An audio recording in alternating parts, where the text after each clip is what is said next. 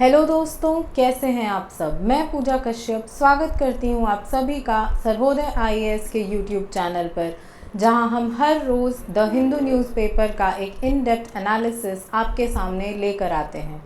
आज है 28 मई और हमारा सबसे पहला न्यूज़ है BJP's ads against Trinamool prima facie disparaging says Supreme Court. तो यहाँ बात हो रही है जो इलेक्शन कैंपेनिंग के दौरान एड्स करते हैं पॉलिटिकल पार्टीज़ वाले, चाहे वो टीवी के थ्रू हो, न्यूज़पेपर के थ्रू हो, सोशल मीडिया के थ्रू हो।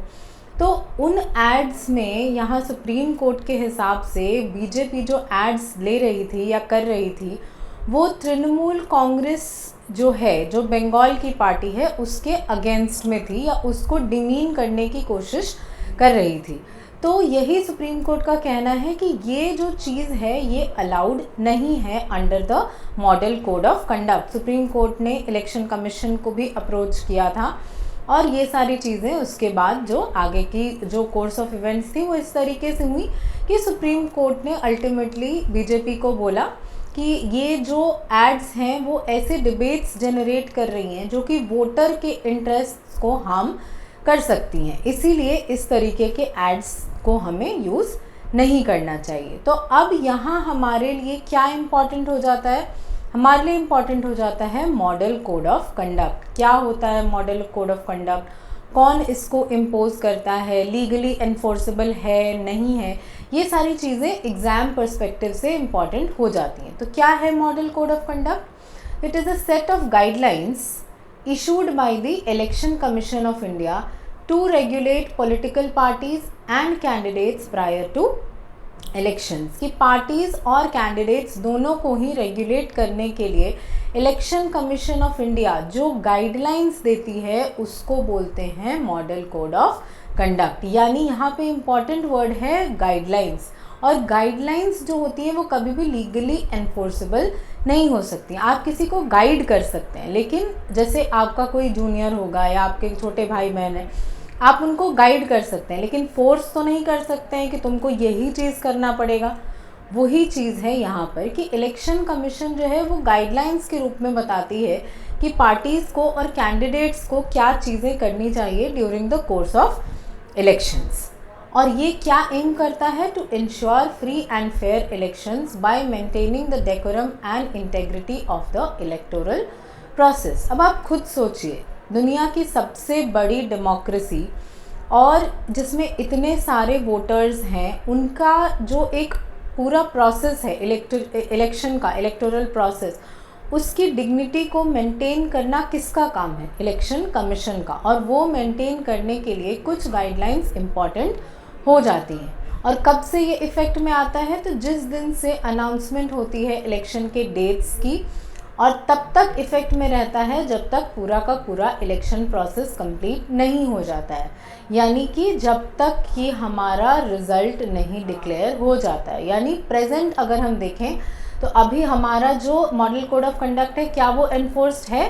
तो हाँ, अभी मॉडल कोड ऑफ कंडक्ट लगा हुआ है सारे जगहों पर।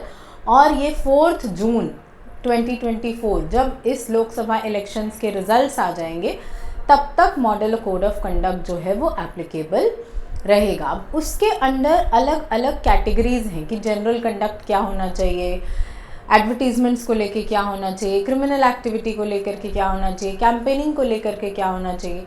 तो एडवर्टीजमेंट्स वाला जो सेक्शन है वो कवर होता है जनरल कंडक्ट के अंदर, जिसमें कहा गया है कि नो पार्टी और candidate can engage in activities that may aggravate existing differences और क्रिएट म्यूचुअल हेट्रेड और cause tension between different caste and communities, religious और लिंग्विस्टिक। जो बेसिकली हमारे कॉन्स्टिट्यूशन में भी कहा गया है कि कोई भी लीडर, कोई भी इंसान जो है, उसको किसी भी तरीके की ऐसी चीज़ नहीं करनी है जो दो कम्युनिटीज़ के बीच के डिफरेंसेस को और बढ़ा दे या डिफरेंसेस को क्रिएट करे, दोनों के बीच में एक दूसरे के प्रति नफ़रत की भावना को इस्टेब्लिश करे। ऐसी चीज़ें, चाहे वो रिलीजन के बेसिस पे हो, पर लिंग्विस्टिक के बेसिस पर हो। तो क्या ऐसा नहीं होता है? बिल्कुल होता है। आप हर दूसरे दिन सुनते होंगे कोई ना कोई लीडर जो है वो किसी धर्म के खिलाफ, किसी लैंग्वेज के खिलाफ। साउथ के लीडर्स जो है वो बार बार बोलते हैं कि हम हिंदी को इम्पोज नहीं होने देंगे। तो इसका सबसे बड़ा रीज़न यही है कि जो मॉडल कोड ऑफ कंडक्ट है वो लीगली एनफोर्सेबल नहीं है, यानी इसके वायलेशन के लिए किसी को भी कोर्ट नहीं ले जाया जा सकता है, किसी को पनिश नहीं किया जा सकता है, ना पार्टीज़ को और ना ही कैंडिडेट्स को। दूसरा क्या कहता है जनरल कोड ऑफ कंडक्ट कि criticism of other political parties should be confined to their policies and programmes, past record and work, कि जो वो काम कर रहे हैं वो कैंडिडेट्स या वो पार्टीज, सिर्फ उतना ही तक आपका क्रिटिसिज्म जो है वो सीमित रहना चाहिए, ना कि उनका वो दिखते कैसे हैं, कहाँ से बिलोंग करते हैं। फॉर एग्जांपल अभी रिसेंटली किसी लीडर ने बोला था कि नॉर्थ ईस्ट के जितने भी लोग हैं वो चाइनीज़ जैसे दिखते हैं, या साउथ के जो लोग हैं वो अफ्रीकन्स जैसे दिखते हैं। तो ऐसे रिमार्क्स जो होते हैं वो बहुत डिस्परेजिंग, डेफेमेटरी हो जाते हैं सामने वाली कम्युनिटी के लिए। इसीलिए ऐसे जो स्टेटमेंट्स हैं वो बहुत ज़्यादा प्रोहिबिटेड हैं। तो क्या जनरल कोड ऑफ कंडक्ट जो है हमारा, general conduct of parties, criticism of other political parties when made shall be confined to their past record, program, policies. दूसरा, refrain from criticism of all aspects of private life, किससे शादी हुई, कितने बच्चे हैं, कैसा दिखता है, ये सारी चीज़ें जो भी उनकी पब्लिक लाइफ से कनेक्टेड ना हो उससे रिलेटेड क्रिटिसिज्म नहीं करना है। And last, criticism of other parties और their workers based on unverified allegations और distortion should be avoided, कि अगर कोई एलिगेशन हम लगा रहे हैं किसी पार्टी के ऊपर, किसी वर्कर के ऊपर, तो जब तक हमारे पास उसको साबित करने के लिए प्रॉपर प्रूफ ना हो तब तक एक अनवेरीफाइड एलिगेशन होता है वो। तो कोशिश करनी है कि ऐसे अनवेरीफाइड एलिगेशंस किसी भी पार्टी या कैंडिडेट पर ना लगाए जाएं, ठीक है। तो हो सकता है कि आपसे एग्जाम में पूछे कि इनमें से कौन सा स्टेटमेंट जो है वो general code of conduct for parties under MCC आता है, या फिर 3-4 स्टेटमेंट दे देगा मॉडल कोड ऑफ कंडक्ट के बारे में कि वो लीगली एनफोर्सेबल है या नहीं, कब से कब तक इम्पोज किया जाता है, कौन इम्पोज करता है, सिर्फ पार्टीज़ के ऊपर इम्पोज होता है या कैंडिडेट्स के ऊपर भी होता है। तो ये सारी चीज़ें हमें दिमाग में रखनी होंगी, ठीक है।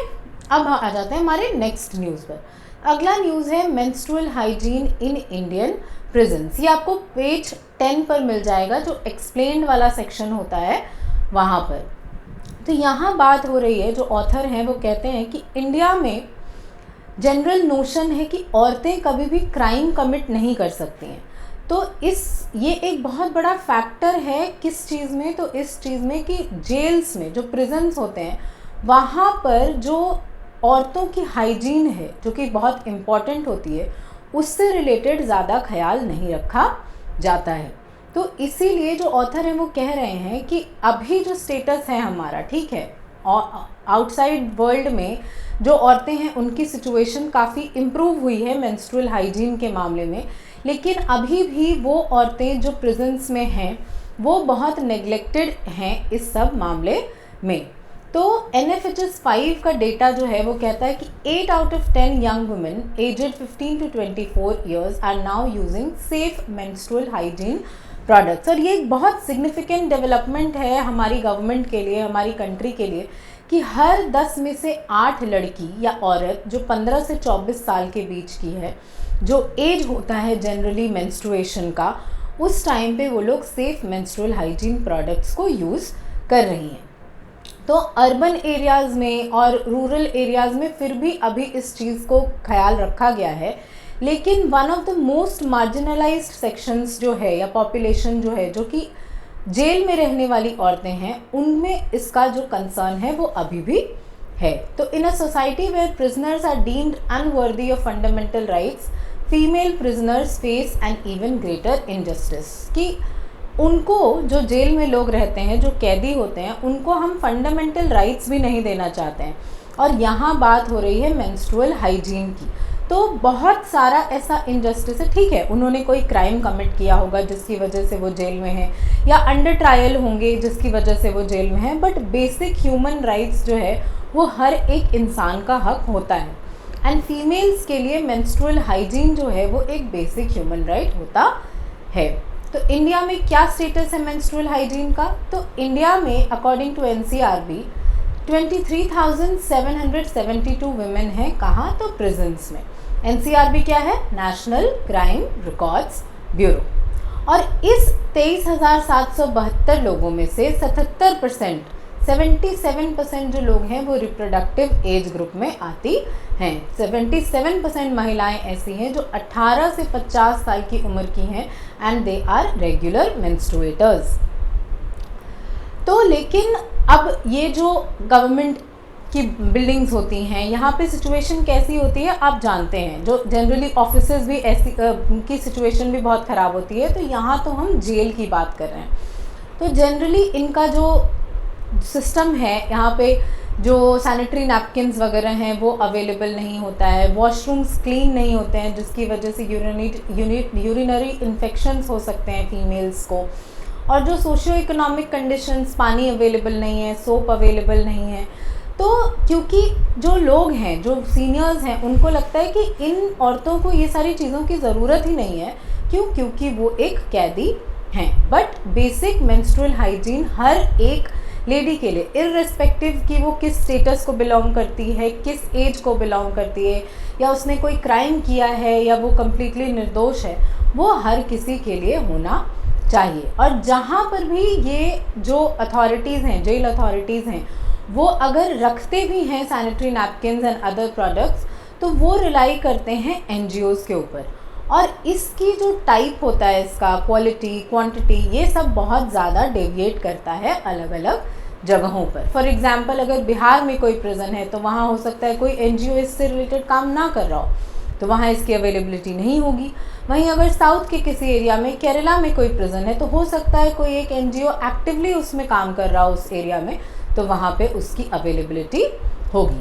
तो क्या ज़रूरी हो जाता है, ये सुन के हमें क्या लगता है कि क्या ज़रूरी है कि एक होलिस्टिक पॉलिसी होनी चाहिए मेंस्ट्रुअल हाइजीन से रिलेटेड, इर्रेस्पेक्टिव कि वो औरत एक प्रिजनर है या एक नॉर्मल लड़की है, इस बात से कोई फ़र्क नहीं पड़ना चाहिए। और मेंस्ट्रुअल हाइजीन पर एक होलिस्टिक पॉलिसी जो कि हर एक तबके को कवर करे, हर एक सेक्शन ऑफ द सोसाइटी को कवर करे, ऐसी पॉलिसी की हमें ज़रूरत है। तो पॉलिसी क्या क्या इंटरवेंशंस लिए हैं अभी तक गवर्नमेंट ने? तो 2023 में एक पॉलिसी आई, नेशनल मेंस्ट्रुअल हाइजीन पॉलिसी, जो कि रिकॉग्नाइज करता है मेंस्ट्रुएशन को as a natural process that demands more meaningful attention. और इसका कोर प्रिंसिपल क्या है? Ensuring safety in the safe and dignified management of menstrual hygiene. But problem ये है कि ये पॉलिसी अभी तक कम्प्लीटली पास नहीं हो पाई है, और अभी भी एक कॉन्क्रीट प्लान जो होना चाहिए मेंस्ट्रुअल हाइजीन से रिलेटेड अलग अलग जगहों पर, वो इसमें नहीं है। कहाँ खास करके? तो प्रिजन्स में क्या मेंस्ट्रुअल हाइजीन होना चाहिए, इसके बारे में इस पॉलिसी में किसी प्रकार का कोई जिक्र नहीं है। इसके अलावा मिनिस्ट्री ऑफ होम अफेयर्स, जो कि प्रिजन्स जिनके अंडर आता है, उस स्टेक होल्डर को भी यहाँ पे ओवरराइड किया गया है, बाईपास किया गया है। तो क्या वे फॉरवर्ड हो जाएगा? तो बेसिक स्टैंडर्ड्स जो होते हैं मेंस्ट्रुअल हाइजीन के, cleanliness, availability of sanitary napkins, water, ये सारी चीज़ें हमें इंश्योर करनी होंगी कि 24/7 अवेलेबल हो। सेकेंड चीज़ कि अलग अलग स्टेट्स में जो अलग अलग अप्रोचेस हैं इस चीज़ को लेकर के, उनको भी हमें चेंज करना होगा। और जो मॉडल प्रिजन मैनुअल 2016 है, उसके हिसाब से जितने भी हमारे प्रिजन्स हैं उनको अडहियर कराने की कोशिश करनी होगी, ताकि ये जो यूनिक चैलेंज है हमारा, एक पब्लिक हेल्थ चैलेंज है, मेंस्ट्रुएशन या फीमेल हाइजीन एक पब्लिक हेल्थ चैलेंज है, जिसको एड्रेस करने के लिए बहुत ज़रूरी है कि गवर्नमेंट की तरफ से स्टेप्स लिए जाएं। वरना ऐसी सिचुएशन को क्या बोलते हैं? तो पीरियड पॉवर्टी, कि पीरियड्स के टाइम पे जो विमेन होती हैं उनके पास प्रॉपर एक्सेस नहीं होता है मेंस्ट्रुअल हाइजीन प्रोडक्ट्स का। ठीक है, तो अगला कौन सा स्टेप हो जाना चाहिए गवर्नमेंट का? तो collaboration between public health authorities and prison administrators to develop a comprehensive strategy. क्या इंश्योर करने के लिए? Access to adequate menstrual hygiene products and facilities, कि कभी भी इन सब चीज़ों की फीमेल्स के पास कमी ना हो जेल्स में, ये चीज़ बहुत इम्पॉर्टेंट हो जाती है। And last but not the least, empirical evidence, की रिसर्च कंडक्ट करिए कि प्रिजन वॉल्स के अंदर मेंस्ट्रुअल हाइजीन का क्या कंडीशन है, टीम के थ्रू अलग अलग जगहों पर अलग अलग स्टेट्स में क्या प्रेजेंट सिचुएशन है मेंस्ट्रुअल हाइजीन की, इस बारे में डेटा होना बहुत ज़रूरी है, तभी तो हम कोई स्टेप ले पाएंगे या नहीं। ठीक है, समझ आ गया आप लोगों को? अब आ जाते हैं हमारे एडिटोरियल पर। तो पहला एडिटोरियल है चाबहार्स अपॉर्चुनिटीज़ एंड चैलेंजेस, कि अभी मैंने कुछ टाइम पहले डिस्कस किया कि इंडिया और ईरान ने एक 10 साल का पैक्ट साइन किया है, किसके लिए? तो चाबहार पोर्ट के ऑपरेशनलाइजेशन के लिए। चाबहार पोर्ट जो है वो 2003 में ही प्रपोज कर दिया गया था। 2003 में इंडिया में किसकी गवर्नमेंट थी उस टाइम पे? तो अटल बिहारी वाजपेयी की गवर्नमेंट थी, और उन्हीं के दौरान ईरान के साथ चाबहार पोर्ट को डेवलप करने का जो प्रॉमिस था वो किया गया था। But due to certain reasons, US के सैंक्शंस और ये सारी चीज़ों की वजह से ये प्लान जो है वो मॉडिफाई नहीं हो पाया, सॉलिडिफाई नहीं हो पाया, जो कि अब जा कर के आफ्टर 2014 इसको सक्सेस मिली और चाबहार पोर्ट को हमने ऑपरेशनलाइज किया। लेकिन उसके ऑपरेशनलाइज करने के बाद भी जो एक पैक्ट था कि कौन इसको मैनेज करेगा, कैसे चीज़ें होंगी, वो जाकर के अब मतलब 2024 में हुआ है। तो अब फिर से वो डिबेट जो है कि इससे क्या फ़ायदा होगा, क्या चैलेंजेस आएंगे, ये इम्पॉर्टेंट हो जाता है। तो ये जो चाबहार पोर्ट है, इसमें एक टर्मिनल है जिसका नाम है शहीद बेहेश्ती टर्मिनल, जो कि बहुत इम्पॉर्टेंट है और इसकी ऑपरेशन ही इंडिया करेगा। तो ये इंडिया और ईरान के रिलेशंस में एक सिग्निफिकेंट माइलस्टोन है, जो कि ईरान के स्ट्रेटेजिक इम्पोर्टेंस को दिखाता है इंडिया के फॉरेन पॉलिसी में। दूसरा कि ये जो चाबहार पोर्ट है ये international north south transport corridor का लिंचपिन यानी कनेक्टिंग पॉइंट है, जो कि ट्रेड कनेक्टिविटी प्रोवाइड करता है किसको? तो सेंट्रल एशिया, रशिया के बीच में पाकिस्तान को बाईपास करते हुए। लेकिन बहुत सारी ऐसे चैलेंजेस हैं इस दौरान, इस पोर्ट के ऑपरेशनलाइजेशन के दौरान, जो हमें समझना होगा। For example renewal of India Iran contract, कि पहले हमारे पास कोई कॉन्ट्रैक्ट ऐसा नहीं था, जो था भी वो एक्सपायर हो चुका था, तो इसको रिन्यू किया गया है।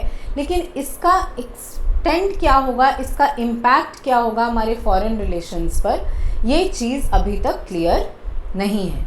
तो चाबहार क्यों इम्पॉर्टेंट है इंडिया के लिए? तो सबसे पहले तो इकोनॉमिक और स्ट्रेटेजिक इंटरेस्ट, मैंने आपको पहले भी एक्सप्लेन किया कि चाइना जो है वो इंडिया को चारों तरफ से सर्कल करने की कोशिश कर रहा है under the strategy of string of pearls.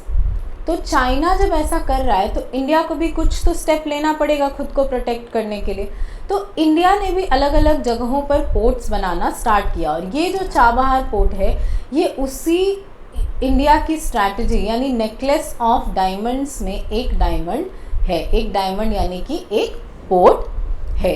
Second चीज़ कि अफ़गानिस्तान के लिए हमारे पास रूट नहीं था, या तो पाकिस्तान के थ्रू जाना पड़ता या पूरा घूम के कहीं और से, तो ये एक रूट प्रोवाइड कर रहा है अफ़गानिस्तान की रियलिटीज़ को समझने के लिए। लेकिन इससे हमारे बायलैटरल रिलेशंस जैसे इंडिया यूएस पे, इंडिया रशिया पे, इंडिया यूरोपियन यूनियन पे, इन सब पर क्या असर पड़ेगा, ये एक इंटरेस्टिंग चीज़ होगी, क्योंकि ये सारी जो कंट्रीज़ हैं, चाहे इजराइल हो जाए या ईयू हो जाए या यूएस हो जाए, मोस्टली ये ईरान के अगेंस्ट रहे हैं। इवन सऊदी अरेबिया भी, डिस्पाइट द फैक्ट कि वो एक मुस्लिम मेजॉरिटी कंट्री है। तो कहीं ऐसा ना हो कि ईरान से रिलेशंस सुधारने की वजह से हमारे रिलेशंस बाकी कंट्रीज़ के साथ कहीं ख़राब ना हो जाए। ठीक है, तो अब क्या चैलेंजेस हैं हमारे पास?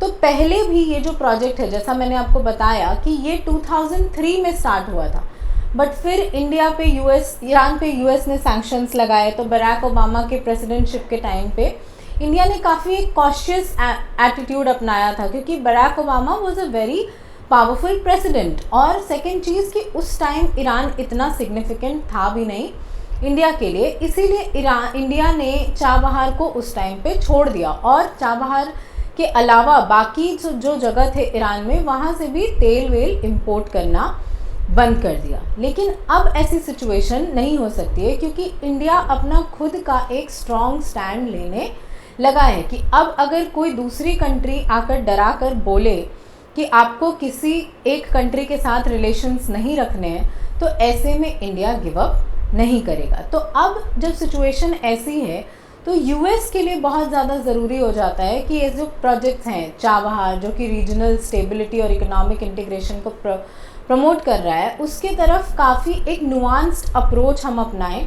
ताकि इसका जो कॉन्सिक्वेंसेस हो वो फेवरेबल हो दोनों ही कंट्रीज़ के लिए। एक बैलेंस्ड व्यू पॉइंट लेके चलने की ज़रूरत है, जो कि रीजनल इंटीग्रेशन में भी हेल्प करेगा।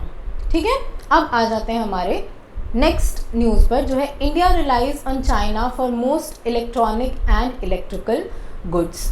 तो अभी रिसेंटली जो हमारी रिपोर्ट आई है ट्रेड से रिलेटेड, उसमें पता चला है कि जो हमारे टॉप 10 ट्रेडिंग पार्टनर्स हैं, टॉप 10 ट्रेडिंग पार्टनर्स, उसमें के 9 में से 10 कंट्रीज़ के साथ 10 में से 9 कंट्रीज़ के साथ इंडिया का ट्रेड डेफिसिट होता है। ट्रेड डेफिसिट मतलब कि जो हमारे इंपोर्ट्स हैं वो हमारे एक्सपोर्ट्स से ज़्यादा हैं, और ये ट्रेड डेफिसिट सबसे ज़्यादा किसके साथ है, तो चाइना के साथ। और आप गेस करके मुझे बताइए या आप पढ़ के मुझे बताइए कि कौन सी कंट्री इकलौती है टॉप 10 में जिसके साथ इंडिया का ट्रेड सरप्लस है। तो अब यहाँ जो ऑथर हैं या यहाँ जो ये 4 चार्ट्स दिए गए हैं, वो यही बता रहे हैं कि इंडिया की जो डिपेंडेंस है चाइना के ऊपर अपने रिसोर्सेज के लिए, अपने ट्रेड के लिए, अपनी इंडस्ट्री के लिए, वो बहुत ज़्यादा बढ़ गई है। कैसे, तो इलेक्ट्रॉनिक आइटम्स में, इलेक्ट्रिकल गुड्स में हम प्राइमरीली चाइना के ऊपर डिपेंड करते हैं, जैसे सेमीकंडक्टर डिवाइसेस या मोबाइल और टेलीफोन सेट्स, जिसका की वैल्यू जो है वो $75.4 बिलियन है, और सेमीकंडक्टर सेट्स का $28.1 बिलियन है। तो ये इंडिकेट करता है कि इन द नियर फ्यूचर हमारे जो इम्पोर्ट्स हैं चाइना के साथ, वो एक्सपोर्ट्स से ज़्यादा तो नहीं होने का चांसेस हैं। तो अब इंडिया के पास ये अपॉर्चुनिटी है कि बाकी जो कंट्रीज़ हैं, चाइना और उसके बाद वाली जो कंट्रीज़ हैं, उनके साथ हमें एक सरप्लस बनाने की ज़रूरत है, क्योंकि चाइना से हम कुछ भी नॉन एसेंशियल इंपोर्ट नहीं कर रहे हैं, चाहे वो सेमीकंडक्टर डिवाइसेस हो या मोबाइल फ़ोन हो, ये सारी चीज़ें। प्लस इंडियन इनोवेशन पे भी फोकस करने की ज़रूरत है, इंडिया को एक मार्केट में डेवलप करने की ज़रूरत है। फॉर एग्ज़ाम्पल, अब एप्पल जो है वो अपने फ़ोन्स इंडिया में भी प्रोड्यूस करेगा, यानी कहीं ना कहीं जो बाहर से हम चीज़ें मंगवा रहे थे, अब हमें वो इंडिया में ही मिल जाएंगी। तो इससे ट्रेड डेफिसिट पे भी कोई असर नहीं पड़ेगा, और दूसरी चीज़ की जो इतने टैक्सेस पे करने पड़ते थे वो भी नहीं करना पड़ेगा। तो अब इसका क्या इम्पैक्ट हो जाएगा ग्लोबल ट्रेड रिलेशंस पर। तो इंडिया का ट्रेड जो रशिया के साथ है वो इंक्रीज़ हुआ है इन द रिसेंट टाइम्स। कैसे, तो जब से वेस्ट ने रशिया पे सैंक्शंस लगाए हैं, तब से इंडिया ने रशिया से ऑयल को कम दाम पे ख़रीदना शुरू कर दिया है। अब इंडिया रशिया से कम दाम पे ऑयल ख़रीदता है, उसके बाद उसको प्रोसेस करता है, और प्रोसेस करने के बाद उस तेल को हम कहाँ भेजते हैं, तो जनरली यूरोपियन यूनियन में। तो ये चीज़ दिखाता है कि अल्टीमेटली रशिया और ईयू भी जो है वो एक दूसरे से सामान एक्सचेंज कर रहे हैं, बस बीच में एक बाईपास का सोर्स आया है जो कि इंडिया के रूप में है। ठीक है, तो इस तरीके से हमें ये समझने की ज़रूरत है कि इंडिया की बाकी हर कंट्री के साथ क्या ट्रेड रिलेशंस हैं, क्या वो एक एसेंशियल इंपोर्ट है या वो एक नॉन एसेंशियल इंपोर्ट है, ताकि इंडिया की जो इकोनॉमिक पॉलिसी है, जो हमारा फॉरेन ट्रेड पॉलिसी है, उसको हम उसी हिसाब से डिज़ाइन कर सकें। प्लस किस तरीके से हम अपने एक्सपोर्ट्स को बढ़ा सकते हैं इंपोर्ट्स के मुकाबले, इस चीज़ के बारे में भी सोचना पड़ेगा। तो एक्सपोर्ट्स जब इंपोर्ट्स से ज़्यादा हो जाते हैं तो ऐसी सिचुएशन को क्या बोलते हैं, उसको बोलते हैं ट्रेड सरप्लस। बट इंडिया के पास अभी तक बहुत ऐसी चीज़ें नहीं हैं जो इंडिया एक्सपोर्ट कर सकता है। इसी वजह से जो हमारा एक्सपोर्ट बिल है वो हमारे इंपोर्ट बिल से कम होता है। तो एक बहुत इम्पॉर्टेंट चीज़ जो यहाँ पर पता चली वो ये है कि चाइना के ऊपर हमारा जो डिपेंडेंस है वो बहुत ज़्यादा बढ़ गया है, चाहे वो एसेंशियल कंपोनेंट्स के लिए ही क्यों ना हो।